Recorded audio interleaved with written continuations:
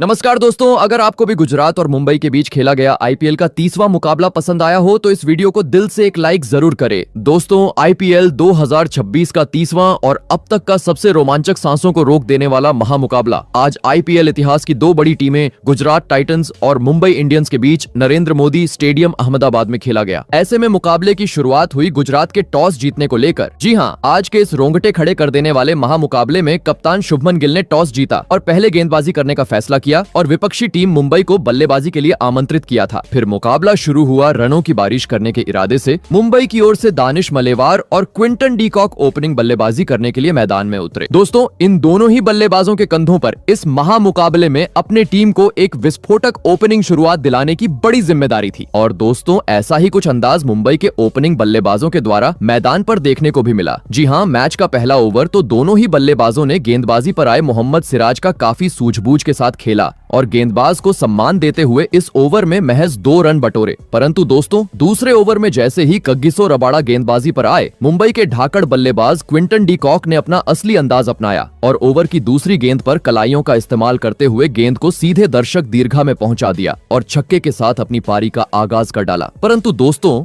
इसके बाद चौथी गेंद पर जैसे ही मुंबई के दूसरे ओपनिंग बल्लेबाज यानी दानिश मालेवार स्ट्राइक पर आए, वे कगिसो रबाड़ा की तूफानी गेंद को समझ नहीं पाए और पीछे की ओर शॉट लगाने के चक्कर में अंदर आती हुई गेंद में चकमा खा गए और एलबीडब्ल्यू आउट होते हुए दूसरे ही ओवर में अपना कीमती विकेट गवा बैठे। आपको बता दें, दानिश मालेवार आज मुंबई के लिए मात्र 2 ही रनों की पारी खेल पाए। दोस्तों, पावर प्ले में ही मुंबई के बड़े बल्लेबाज का विकेट हाथ लगने के चलते अब काफी ज्यादा जल्लोष करते हुए गुजरात के खिलाड़ी मैदान पर नजर आ रहे थे, तो वहीं दूसरी ओर युवा खिलाड़ी दानिश मालेवार अब निराश होते हुए पवेलियन का रास्ता नाप चुके थे। ऐसे में दोस्तों, पहला विकेट गिर जाने के बाद अब मुंबई की ओर से मैदान में उतरे अनुभवी बल्लेबाज नमन धीर, जिन्होंने आते ही अपनी बेहतरीन लय का नमूना मैदान में पेश किया और मैच का तीसरा यानी अगला ओवर लेकर आए मोहम्मद सिराज का आते ही स्वागत किया और लगातार दूसरी और तीसरी गेंद को पीछे की ओर धकेलते हुए इन 2 गेंदों को चौकों में तब्दील कर डाला और इसके बाद स्ट्राइक रोटेट करते हुए पूरी तरीके से इस ओवर को मुंबई के हित में किया। दोस्तों,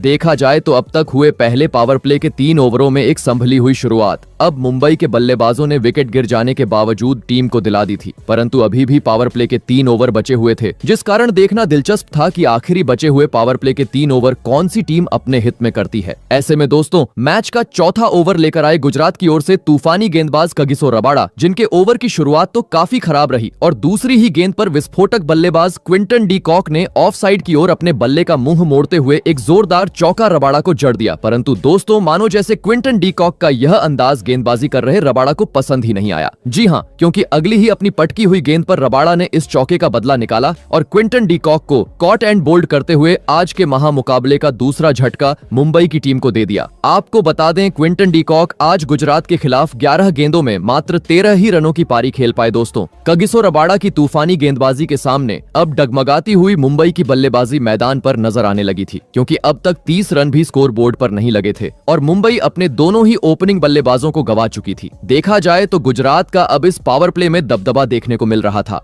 ऐसे में दोस्तों, दोनों ही ओपनिंग बल्लेबाजों के लौट जाने के बाद अब मुंबई की ओर से मैदान में उतरे T20 के सबसे बड़े बल्लेबाज सूर्य कुमार यादव, जिन्होंने आते ही बड़ा शॉट खेलने का प्रयास जरूर किया, लेकिन कगिसो रबाड़ा की चल रही घातक गेंदबाजी के सामने अपने वह इरादों में स्पष्ट नहीं हो पाए और इसके बाद मात्र 1 ही रन बना पाए। बता दूं, कगिसो रबाड़ा का यह ओवर काफी किफायती रहा, जहां पर उन्होंने विकेट चटकाते हुए मात्र 5 ही रन दिए। वही दोस्तों, अगला ओवर भी कुछ इसी प्रकार का देखने को मिला, जहां पर गुजरात की ओर से गेंदबाजी पर आए तूफानी गेंदबाज मोहम्मद सिराज ने कभी अपनी इन स्विंग तो कभी आउट स्विंग गेंदों में मैदान में मौजूद सूर्य कुमार यादव और नमन धीर को काफी ज्यादा परेशान किया और एक भी बड़ा शॉट खेलने का मौका नहीं दिया और स्ट्राइक रोटेट करने पर मजबूर कर दिया। वही दोस्तों, अब पावर प्ले का महज आखिरी ओवर मुंबई की टीम के पास बचा हुआ था। ऐसे में एक सम्मानजनक स्कोर पावर प्ले में खड़ा करना था, तो इस आखिरी ओवर में अब मुंबई के बल्लेबाजों को किसी भी हाल में बड़े शॉट जड़ने आवश्यक थे। और दोस्तों, ऐसा ही कुछ पावर प्ले के आखिरी ओवर की पहली 5 गेंदों पर देखने को भी मिला, जहां पर गेंदबाजी पर आए कगिसो रबाड़ा के खिलाफ सूर्य कुमार यादव ने अपने पुराने अंदाज में उनका सामना किया और पहली ही गेंद पर फ्लिक लगाते हुए गेंद को सीधे तारामंडल में पहुंचा दिया। तो वही अगली गेंद पर स्ट्रेट ड्राइव खेलते हुए इस बार गेंद को चौके में तब्दील कर डाला।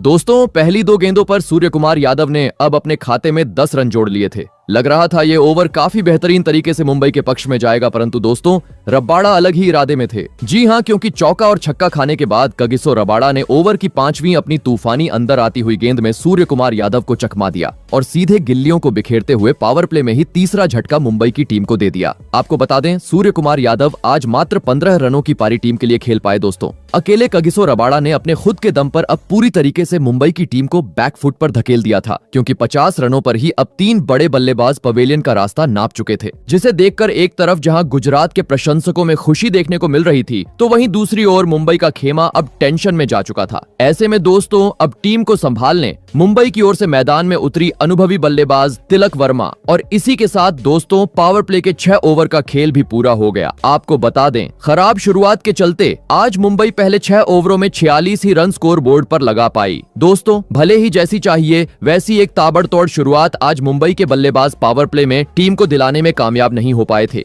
लेकिन गुजरात जैसी बड़ी टीम के सामने विशाल लक्ष्य खड़ा करना था, तो अब मैदान में मौजूद नमन धीर और तिलक वर्मा को अपनी जिम्मेदारी को समझते हुए बेहतरीन खेल दिखाना जरूरी था। और दोस्तों ऐसा ही कुछ पावर प्ले के बाद अगले यानी मैच के 7वें ओवर में देखने को मिला, जहां पर गुजरात की ओर से गेंदबाजी पर आए अशोक शर्मा के खिलाफ पहली 4 गेंदों पर तो स्ट्राइक पर मौजूद नमन धीर कुछ उखाड़ नहीं पाए और मात्र सॉलिड डिफेंस दिखाते रहे। परंतु दोस्तों 5वीं और 6ठी गेंद पर अशोक शर्मा अपनी लाइन से भटके और इसका फायदा नमन धीर ने काफी बेहतरीन तरीके से उठाया और लगातार 2 गेंदों को पीछे की ओर कट लगाते हुए सीमा रेखा के पार पहुंचा दिया और मुंबई की रनगति को एक बार फिर आगे बढ़ाना शुरू कर दिया। परंतु दोस्तों जैसे ही पिछले ओवर में नमन धीर शॉट खेलते हुए नजर आए, मैच के अगले ओवर में गुजरात के कप्तान शुभमन गिल ने गेंदबाजी में बड़ा बदलाव किया और गेंद थमाई अपने सबसे अनुभवी गेंदबाज राशिद खान को। और दोस्तों राशिद खान ने भी कप्तान को बिल्कुल भी निराश नहीं किया और आते ही अपनी फिरकी का जाल मैदान में बिछाते हुए मुंबई के दोनों ही बल्लेबाजों को उसमें उलझा के रखा और इस ओवर में मात्र 3 रन बटोरने का मौका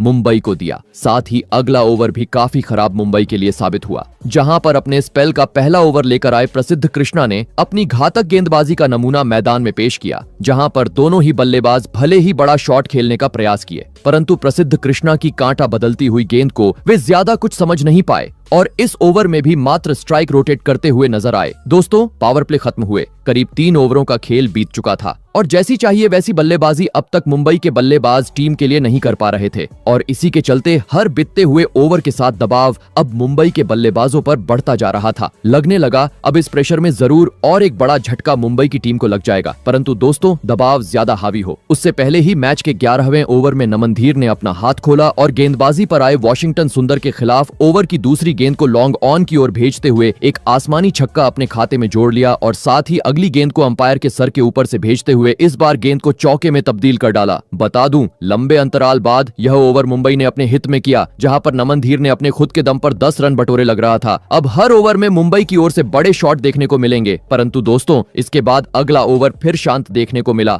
जहां पर एक बार फिर गेंदबाजी पर आए करामाती खान यानी राशिद खान ने अपनी घूमती हुई गेंद में दोनों ही मुंबई के बल्लेबाजों को उलझा के रखा और इस ओवर में भी मात्र 3 रन बनाने का मौका दिया। दोस्तों आज राशिद खान गुजरात के लिए काफी बेहतरीन गेंदबाजी करते हुए साबित हो रहे थे, क्योंकि अब तक वे अपने स्पेल में 3 ओवर डाल चुके थे और इन 3 ओवरों में महज 15 रन उन्होंने खर्च किए थे। देखा जाए तो उनकी इस बेहतरीन गेंदबाजी के चलते मुंबई का रन रेट गुजरात के कंट्रोल में था। और दोस्तों इसी बीच मैच का 13वां ओवर लेकर आए प्रसिद्ध कृष्णा ने अपनी घातक गेंदबाजी का जादू मैदान में बिखेर डाला और पहली 2 गेंदों पर 1 रन खर्च करने के बाद अपनी ओवर की तीसरी पटकी हुई गेंद में बेहतरीन लय में नजर आ रहे नमन धीर को फंसाया और बाउंड्री पर मौजूद कगिसो रबाड़ा के हाथों कैच आउट करवाते हुए और एक बड़ा झटका मुंबई की टीम को दे दिया। आपको बता दें नमन धीर आज गुजरात के खिलाफ 32 गेंदों में 45 रनों की पारी खेल आउट हुए। दोस्तों पहले ही रन गति धीमी और इसी बीच नमन धीर जैसे बड़े बल्लेबाज का कीमती विकेट गिर जाने के चलते अब काफी ज्यादा प्रेशर में मुंबई का खेमा नजर आ रहा था।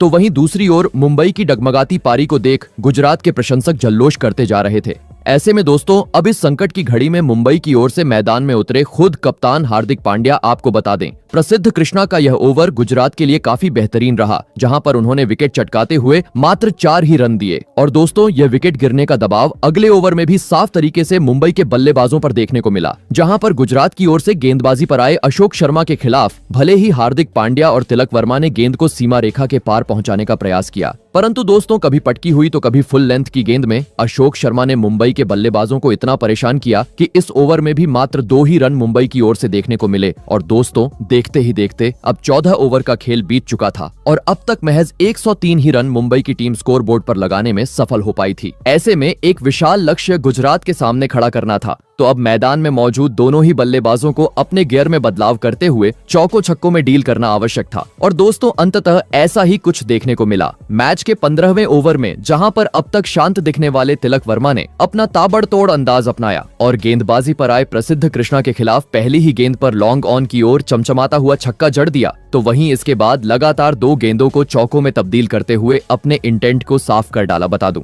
प्रसिद्ध कृष्णा का यह ओवर आज के मुकाबले का सबसे महंगा ओवर साबित हुआ, जहां पर उन्होंने कुल मिलाकर 19 रन लुटाए। परंतु दोस्तों, जैसे ही यह ओवर मुंबई के हित में रहा, गुजरात के कप्तान शुभमन गिल ने अपने सबसे बेहतरीन गेंदबाज कगिसो रबाडा को गेंदबाजी आक्रमण पर लगाया। और दोस्तों, हमेशा की तरह एक बार फिर रबाडा ने अपनी बेहतरीन लाइन और लेंथ का मुजाहरा मैदान में पेश किया और मुंबई के कप्तान हार्दिक पांड्या और तिलक वर्मा को पूरी तरीके से बांध के रखते हुए इस ओवर में मात्र 3 रन बनाने का मौका दिया। परंतु दोस्तों, मानो जैसे यह ओवर मुंबई को रास नहीं आया। जी हां, क्योंकि जैसे ही रबाडा का ओवर धीमा रहा, अगले ओवर में तिलक वर्मा ने मैदान में आतंक मचा डाला और गेंदबाजी पर आए राशिद खान का भूत बनाते हुए ओवर की पहली ही गेंद को अपनी ताकत का पूरा इस्तेमाल करते हुए सीधे स्टेडियम पार पहुंचा दिया। तो वही अगली गेंद पर एक खूबसूरत चौका अपने खाते में जोड़ लिया और बची हुई गेंदों पर स्ट्राइक रोटेट करते हुए मुंबई के स्कोर बोर्ड को आगे बढ़ाना बरकरार रखा। परंतु दोस्तों, मानो जैसे तिलक वर्मा की बल्लेबाजी का यह बस ट्रेलर था। जी हाँ, क्योंकि तिलक वर्मा का असली तूफान देखने को मिला। मैच के 18वें ओवर में जहां पर उन्होंने गेंदबाजी पर आए अशोक शर्मा को काफी बुरी तरह धोया और इस ओवर में लगातार 3 गेंदों को स्टेडियम पार और 2 गेंदों को चौकों में तब्दील करते हुए महज 33 गेंदों का सामना करते हुए अपना तूफानी 50 पूरा कर डाला। बता दूं, जैसे ही तिलक वर्मा ने अपने 50 रन पूरे किए, सभी मुंबई के खिलाड़ी खड़े होकर उनकी प्रशंसा करते हुए नजर आए, क्योंकि तिलक वर्मा की इस धमाकेदार बल्लेबाजी के चलते अब बड़े स्कोर की ओर अग्रसर होती हुई मुंबई की टीम नजर आ रही थी। बता दूं, चौके छक्के जड़ते हुए तिलक वर्मा ने इस ओवर में अपने अकेले के दम पर 26 रन बटोरे।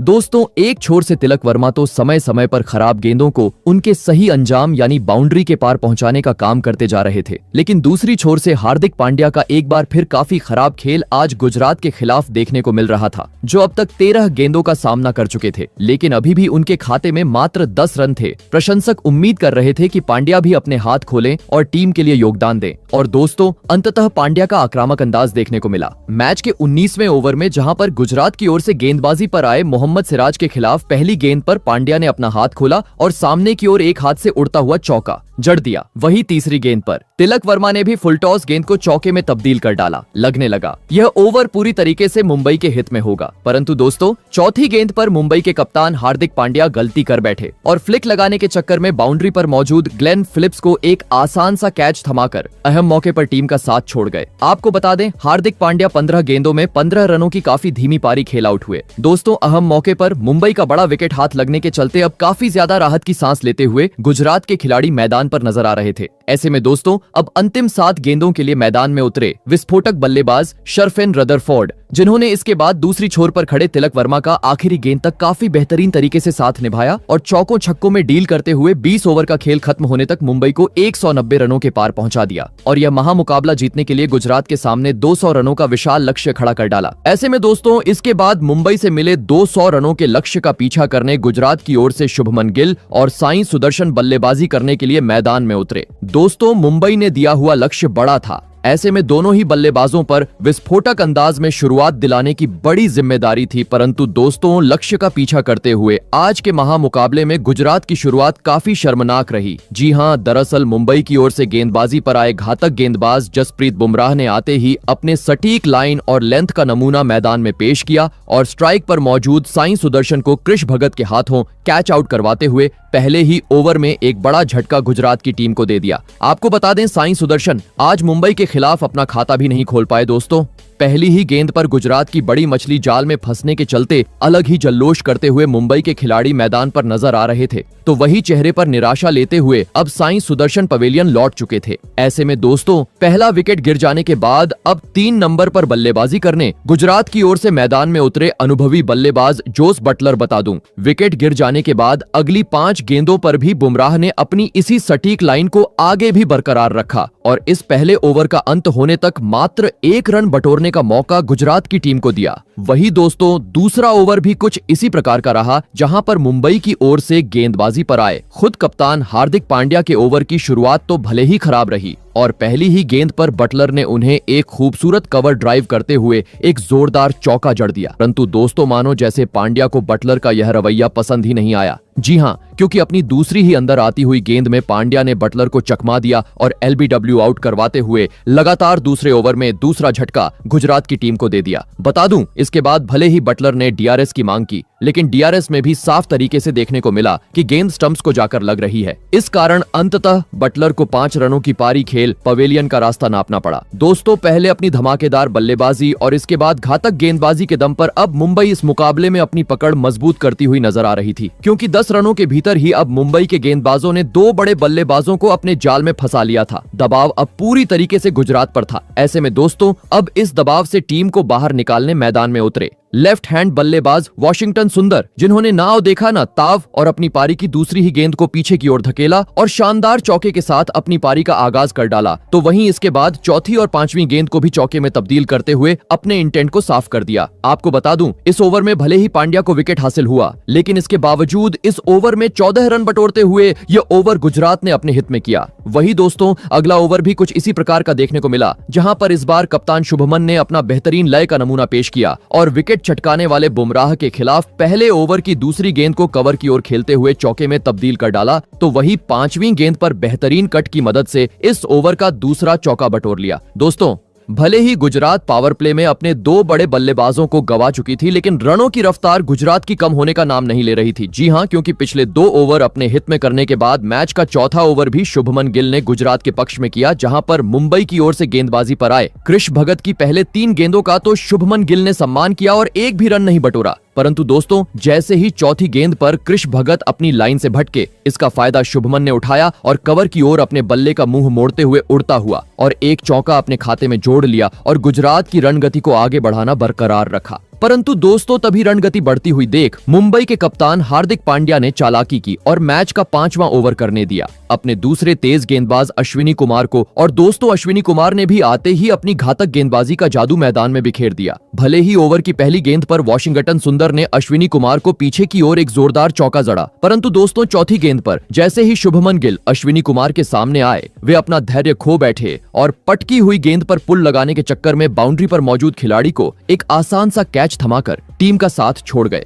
आपको बता दें शुभमन गिल आज टीम के लिए मात्र 14 ही रन बना पाए। दोस्तों भले ही पावर प्ले में 9 के रन रेट से गुजरात की टीम रन बनाती जा रही थी, लेकिन देखते ही देखते अब 3 बड़े बल्लेबाज भी गुजरात की टीम ने अपने गवा दिए थे, जिसे देख अब अलग ही जल्लोष स्टेडियम में बैठी मुंबई के प्रशंसकों के बीच देखने को मिल रहा था। वहीं दूसरी ओर गुजरात के खेमे में अब सन्नाटा छा चुका था। ऐसे में दोस्तों अब इस संकट की घड़ी में मैदान में उतरे विस्फोटक बल्लेबाज ग्लेन फिलिप्स। परंतु दोस्तों अब विकेट गिरने का दबाव साफ तरीके से गुजरात की टीम पर देखने को मिला, क्योंकि इसके बाद अगला ओवर काफी शांत रहा, जहां पर गुजरात के बल्लेबाज मात्र 3 रन बटोर पाए और इसी के साथ पावर प्ले के पहले 6 ओवरों का खेल भी यहीं समाप्त हो गया। आपको बता दें 3 बड़े बल्लेबाजों को गंवाने के चलते आज पावर प्ले में महज 46 रन ही गुजरात की टीम स्कोर बोर्ड पर लगाने में सफल हो पाई थी। दोस्तों भले ही लक्ष्य का पीछा करते हुए जैसी चाहिए वैसी शुरुआत आज गुजरात के बल्लेबाज टीम को पावर प्ले में नहीं दिला सके थे, लेकिन मुंबई से मिले हुए लक्ष्य को हासिल करना था। तो अब मैदान में मौजूद वाशिंगटन सुंदर और फिलिप्स को अपने गियर में बदलाव करते हुए धुआंधार बल्लेबाजी करना आवश्यक था। परंतु दोस्तों गुजरात के बल्लेबाज अपने गियर बदलते उससे पहले ही मैच का 8वां ओवर लेकर आए।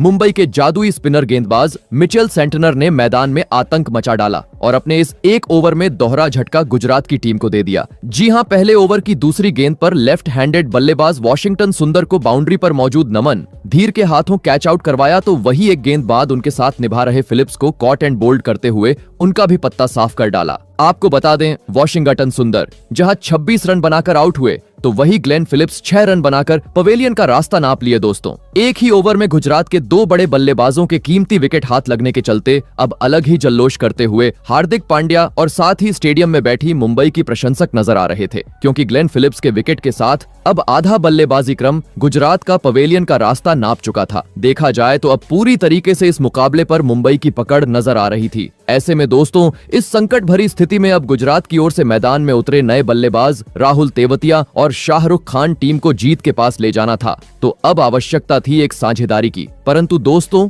इसके बाद विकेट गिरने का दबाव गुजरात की टीम पर देखने को मिला, क्योंकि इसके बाद अगले 2 ओवर काफी खराब गुजरात के लिए साबित हुए, जहां पर मात्र 2 चौके ही गुजरात के बल्लेबाज बटोरने में सफल हो पाए और इसी के साथ 10 ओवरों का खेल भी यहीं समाप्त हो गया। आपको बता दें, खराब बल्लेबाजी के चलते 10 ओवरों का खेल होने तक महज 71 रन ही गुजरात की टीम स्कोर बोर्ड पर लगा पाई। ऐसे में बचे हुए 10 ओवरों में अब 129 रनों की आवश्यकता गुजरात को थी। परिस्थितियों को देख अब हर ओवर में 10 से 15 रन बनाने जरूरी थे, परंतु दोस्तों तभी मैच के 11वें ओवर में लेफ्ट हैंडेड बल्लेबाज राहुल तेवतिया गलती कर बैठे और गेंदबाजी पर आए अश्विनी कुमार के खिलाफ गेंद को पीछे की ओर कट लगाने के चक्कर में विकेटकीपर क्विंटन डी कॉक को एक आसान सा कैच थमाकर अहम मौके पर टीम का साथ छोड़ गए। आपको बता दें, राहुल तेवतिया 6 रन बनाकर आउट हुए और दोस्तों जैसे ही राहुल तेवतिया पवेलियन लौटे, गुजरात की स्थिति और बद से बदतर हो गई। जी हां, क्योंकि राहुल तेवतिया के बाद अगले ओवर में और 2 बड़े झटकों का सामना गुजरात की टीम को करना पड़ा, जहां पर तूफानी गेंदबाज अश्विनी कुमार ने अपना जादू मैदान में बिखेर दिया और ओवर की दूसरी गेंद पर नए बल्लेबाज राशिद खान को पास खड़े खिलाड़ी के हाथों कैच आउट करवाया। तो वही ओवर की छठी गेंद पर गुजरात की आखिरी उम्मीद शाहरुख खान को बाउंड्री पर मौजूद नमन धीर के हाथों कैच आउट करवाते हुए